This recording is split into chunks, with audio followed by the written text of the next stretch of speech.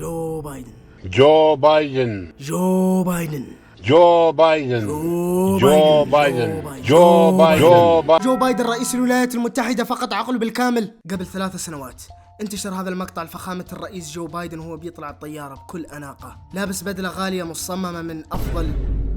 طاح مرة ثانية ثالثة، وبعدين كمل يجري بنفس الحماس. اللي كنت أبغى أفهمه أنا كإنسان بسيط على قد حاله، ليش مستعجل؟ هل يحسب إنه الطيارة بتقلع بدونه وتترك رئيس الولايات المتحدة؟ هل هو يدري إنه الرئيس؟ فبالتالي قعدت الأشهر الماضية كلها أدرس جو بايدن، أحاول أفهم ليش هو كذا بالضبط. أيام كثير سهرتها وأنا أدرس وأبحث، أحاول قدر المستطاع أعرف إيش مشكلة قائد أقوى بلد بالعالم، أستغل كوني رجل علم ومؤرخ في مساعدته. لين اكتشفت بالأخير إنه صهيوني فقررت أطقطق عليه.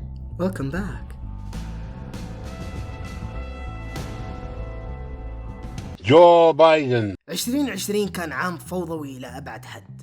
الناس كلها محجورة في جحورها تلعب كراش وتفكر باللقاح. كان الكل فاضي إلى أبعد حد، بس الترفيه كان متوفر.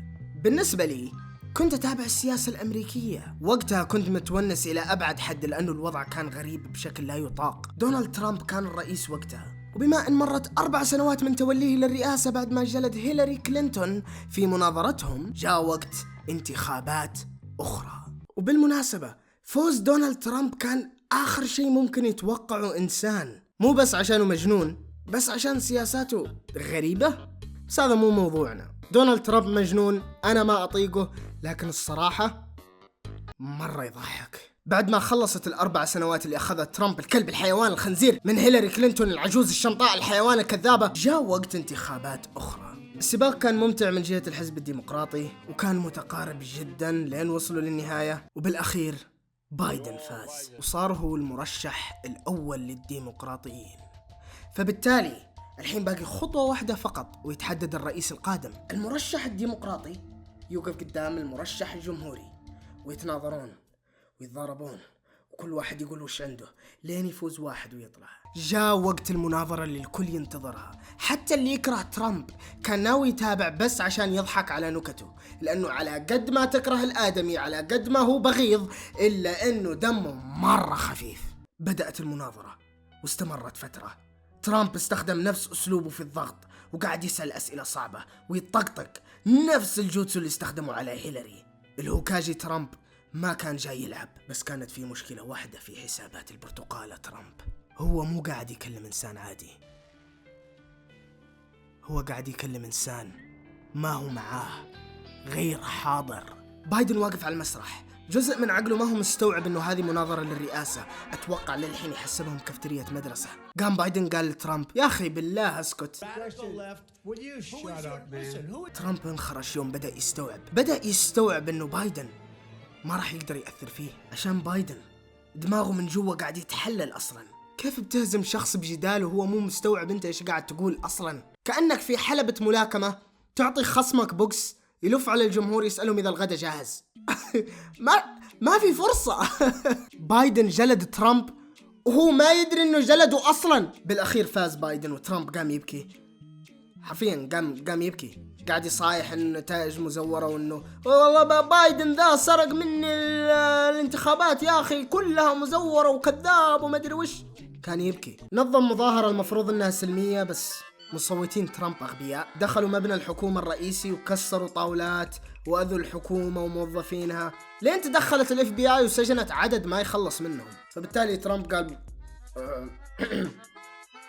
انا مالي شغل، هو قال لي. المهم ان بايدن الحين رئيس الولايات المتحدة، بس زي ما قلت لكم قبل عقله بدأ يتحلل. وهذا الكلام متى؟ 2020. اوه لا شكله تحسن، شوف راكب دراجة طاح. يا اخي ليه لازم يطيح اخ. اترك له تعليق لعله يفيده. جو بايدن This is a message from دكتور موزرطيط شخصيا وبنفسه. يا أخي مين قال أهلك تركب دراجة؟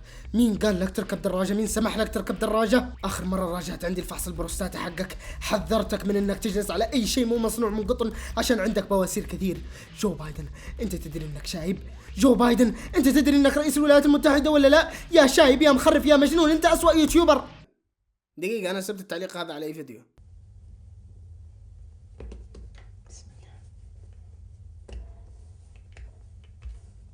الله يقلع البلاها، بس الحين كيف بيشوف التعليق؟ كتبته على مقطع الحرية المطبخ بالغلط. ليه دايما اغلط بالغلط؟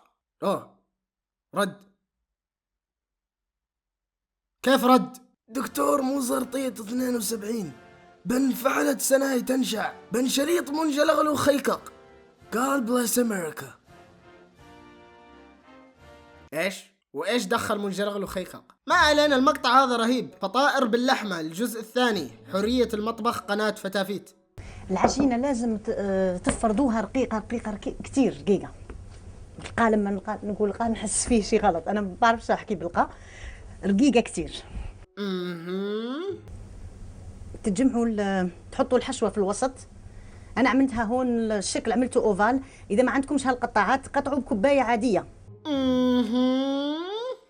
يعني أنا قلت لكم إنه استوحيت حتى الفكرة هاي من الفطاير تاعهم، طبعا بلمستي وهي خلطتي وكل شيء، بس استوحيت حتى الشكل. بيعملوا فطاير رائعة.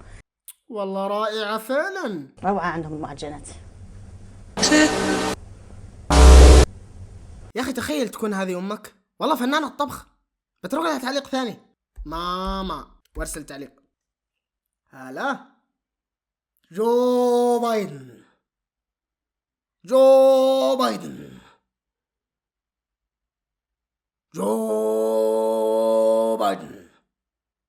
اوكي اسف، معليش، هذا موسى حسن قاعد يذكرني بجو بايدن. شوف هذا المقطع لجو بايدن وهو يحاول يسلم على ناس مو موجودين. There's not a single thing America can't do when we do it together as the United States of America. God bless you all.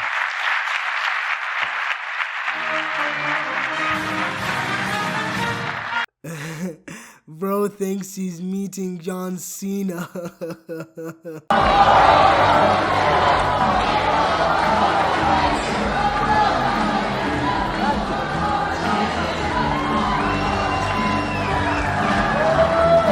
في مقاطع كثيرة كذا، كل شوي يمشي ويسلم على أشباح. هلا مرحبا. شوف حتى حاطين الصورة عشان ما يتعدى المسرح وراح يسلم على جني في الجمهور. دقيقة، كاني بدأت أستوعب. جو بايدن قبل لا يكون رئيس كان نائب رئيس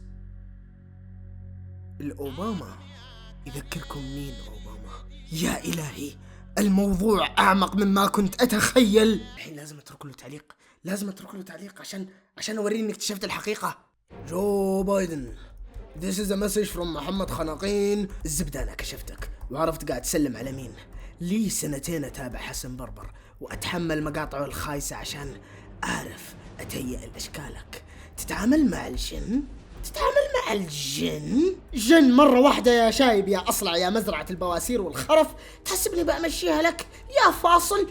تبغى تقنعني إنك رئيس الولايات المتحدة ومصاب بخرف؟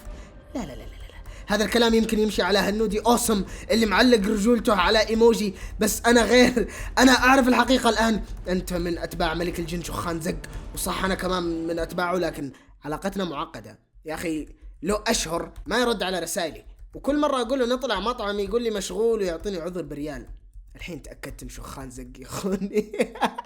امزح بس وقف يتكي معي عشان يتكي مع شايب حلماته مجعد لدرجة انها توصل ركبه رئيس الولايات المتحدة. انت أسوأ يوتيوبر.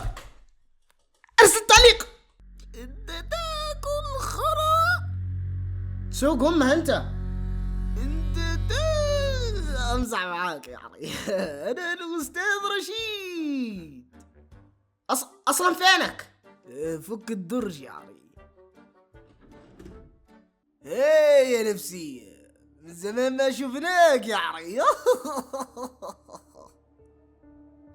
ايش جابك هنا؟ خلينا نقول عندنا عدو مشترك يا عري.